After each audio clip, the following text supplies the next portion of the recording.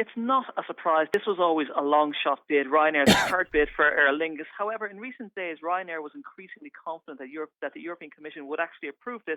It said it's put together an unprecedented package of measures to give the Commission that it can get this bid over the line without competition concerns. It said it's lined up two airlines, Flybe and British Airways, to take on some of the overlapping routes that Ryanair and Aer Lingus flies. It's also saying today that, look, we reject this statement by the European Commission and we're going to the European Courts to appeal it. Just reading a spokesperson for Ryanair saying it appears clear from this morning's meeting that no matter what remedies Ryanair offered, we were not going to get a fair hearing and we were going to be prohibited regardless of competition rules. So they're going to appeal this. Who are they appealing it to? Well, it will go to an appeal of the European Court. And what they're objecting to, they're saying, look, we've got together two airlines, Flybe, a British airline. We're giving them €100 million of our own cash. We've told them to take 40-odd Aer Lingus routes off our hands where we compete with Aer Lingus.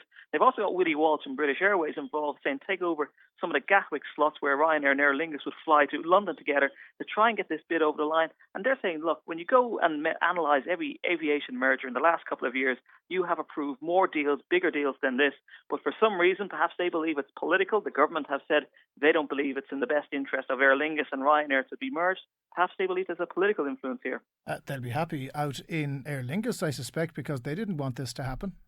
Oh, they most certainly didn't want this to happen. Christoph Muller, the chief executive of Aer Lingus, was out fighting last week, saying this was the most ridiculous takeover he could ever consider. He says that airlines do merge all the time, but he said that Ryanair was not a good fit for Aer Lingus. Aer Lingus didn't need a partner. It was a strong airline, a profitable airline. It's gone through cost cutting, but the airline has a better future without Ryanair involved in it.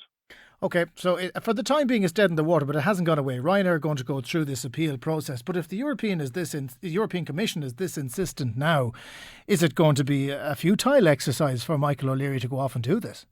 Well, when they first made a bid for Aer Lingus back in 2006, they did appeal that block back then, and that worked its way through the courts as well. The trouble for Michael O'Leary is he's not wanted, and there is nobody out there who seems to want to give him Aer Lingus. The government don't want it, the workers don't want it, the Aer Lingus management don't want it, and for the second time in 6 years, the European Commission don't want it.